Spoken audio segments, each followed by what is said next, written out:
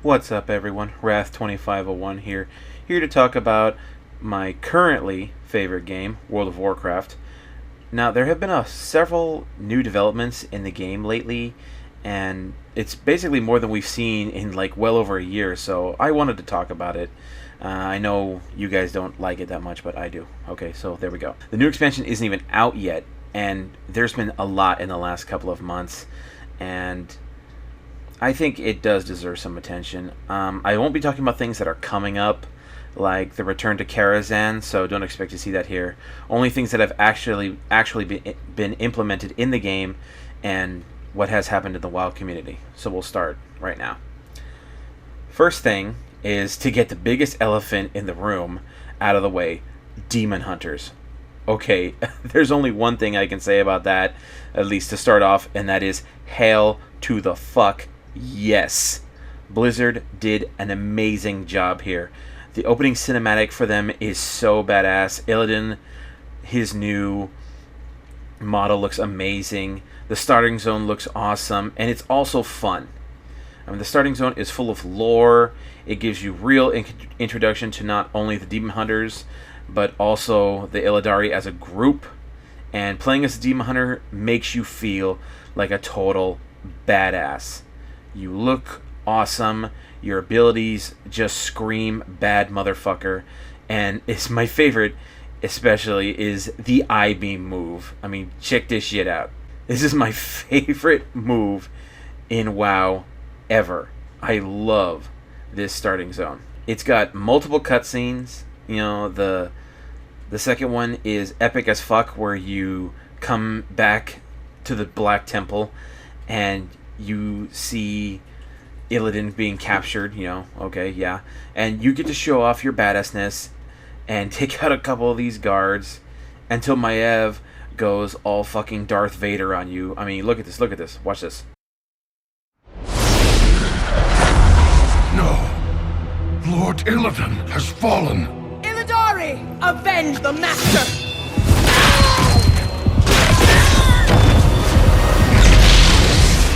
You bear the mark of his corruption.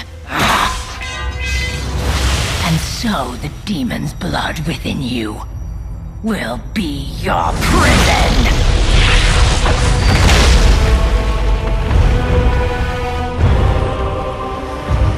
Take them to the vault. There they shall be with the betrayer forever.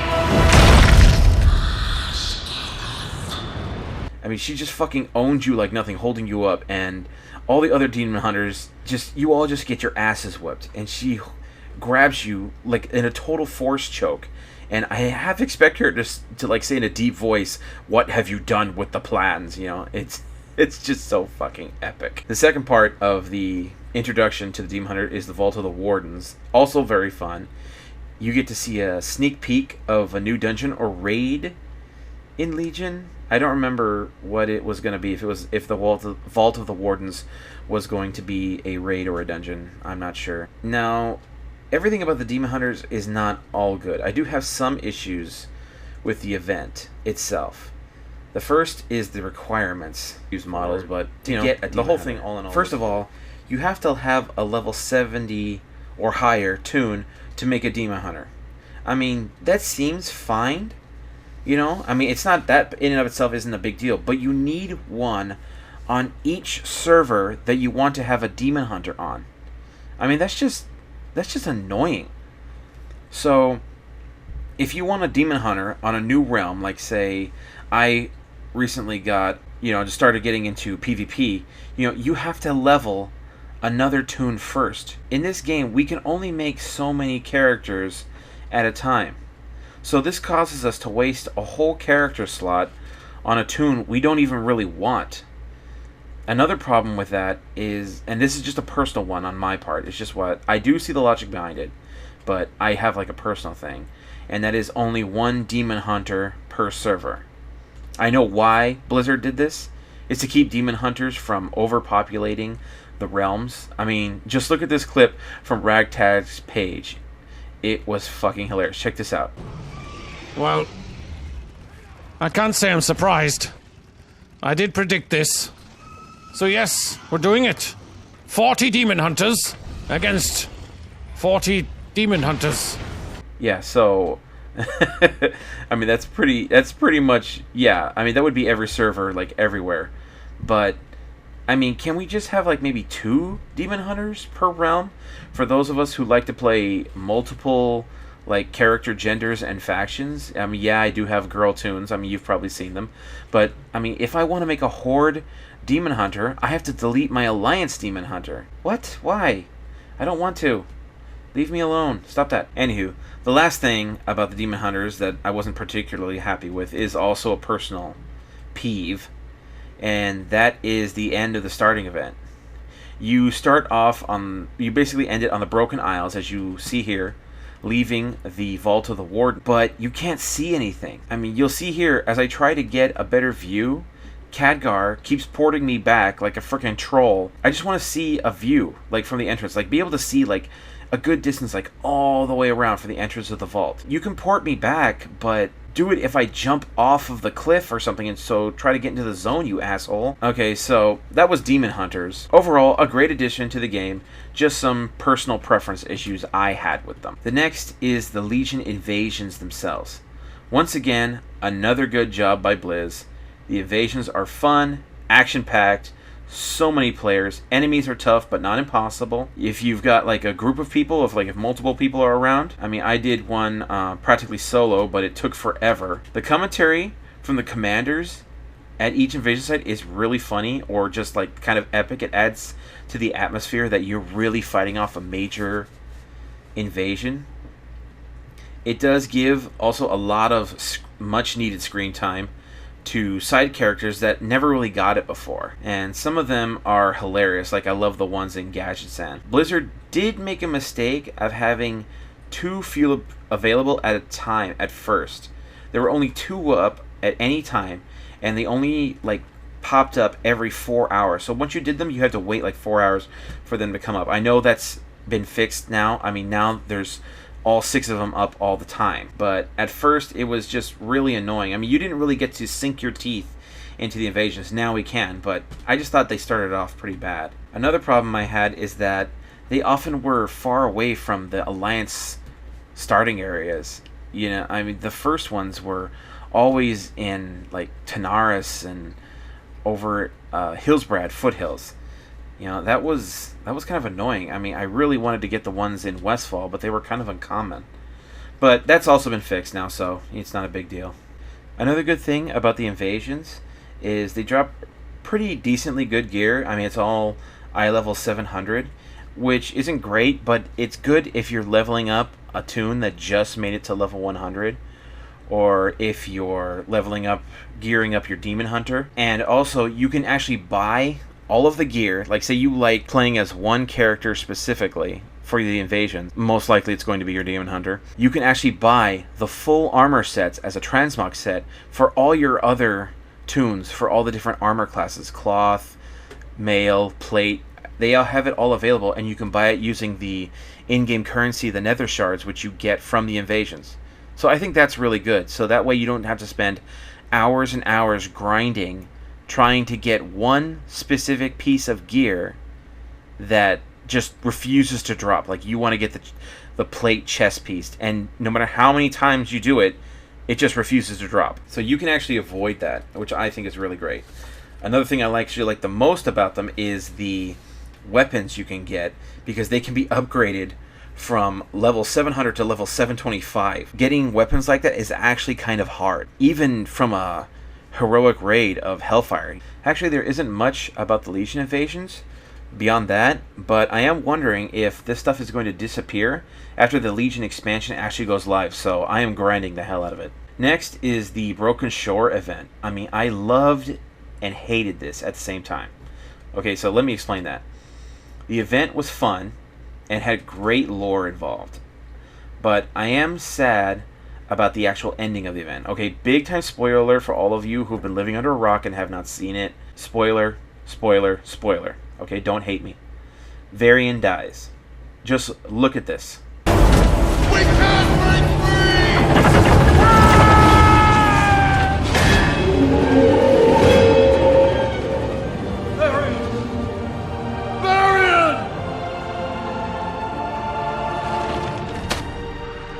Take this to my son.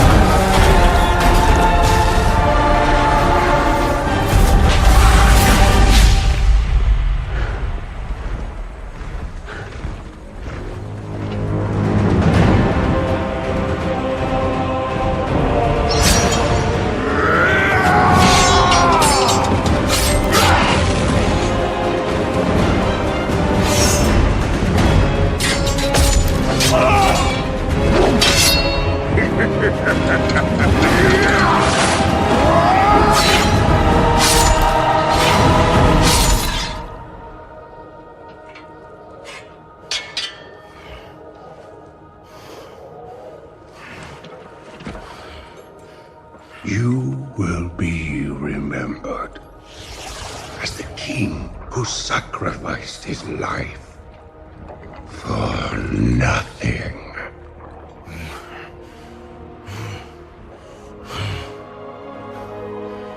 For the Alliance.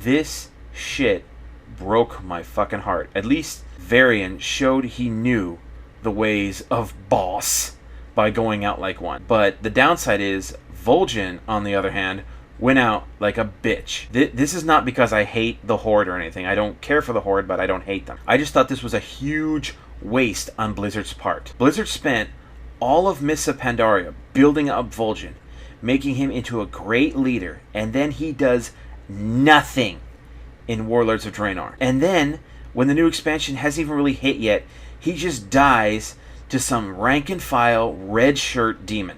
Not even a big name demon, not even to Gul'dan. He just some asshole that comes up. What? Just what? Blizzard didn't even have a new leader for the Trolls set up. I mean, this leaves a huge hole in the Horde lineup, if you ask me. It also looks just thrown in, like they did like they did it at the last second. In the alpha and beta of Legion, it was said that Vol'jin was missing, not dead, missing. This just did not look like some surprise twist, though, that they had been secretly planning on. It just looked like it was shoved in. At least we got to see Gelbin, Mechatork. I mean, as much as people hate the gnomes, I actually like Gelbin. His character is really interesting, and you can see from this sequence right here that I'm going to show you right here. Mechatork! We finish this now! Call in the gunship! Way ahead of you, sir. Transangulating our positions right now. Yes, Gelbin looks like a badass with his fucking mech suit. I mean, that's just awesome. He got some really great screen time there. The last thing for the actual game event is the Dalaran events. That's where you piss off Jaina and ransack Medivh's library.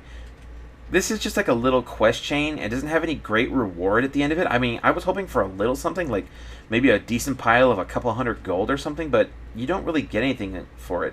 It just kind of, moves the story of the whole game along a bit.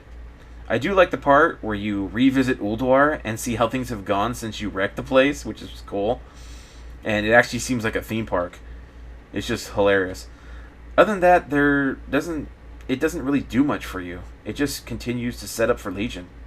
Now, a couple of things for the WoW community. First is the scandal surrounding Warcraft Bible. A WoW YouTuber named Kakio called him out on his plagiarism of content from other websites. I'll put a link to that video in the description. Also to basically everything else here. Warcraft Bible copied word for word articles from other sites for his videos, usually his top 10 lists, without crediting them. On top of that, he was shown to be restricting accounts that called him out on it.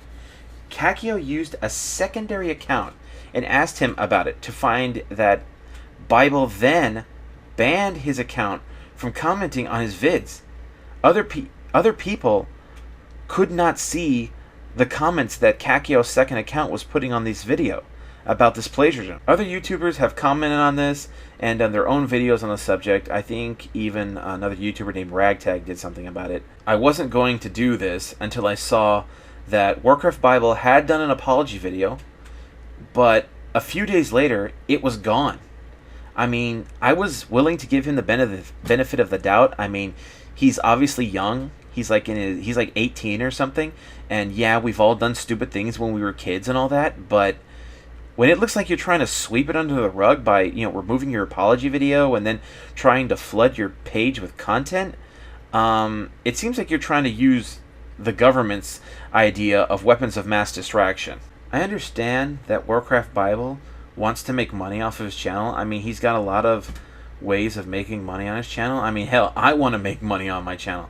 But to steal from other people, then make an apology just to take it down and try to hide what you've done with more content in hopes that people forget about it, I mean, dude, confirmed douchebag. The last WoW community event is something minor from one of my favorite YouTubers who I mentioned earlier, Ragtag. In his most recent video, he talked about some sort of drama within his guild that got him so depressed he's thinking about quitting YouTube. I don't know what the actual problem was. I listened to his video, but I couldn't really understand what seems so bad about it. I mean, I can't understand half of what he says anyway. I'm sorry. And what I did understand didn't seem serious. But I just want to say, if Ragtag ever hears this, or if you guys know about Ragtag, you could tell him about this video that I hope he keeps making vids. He's funny.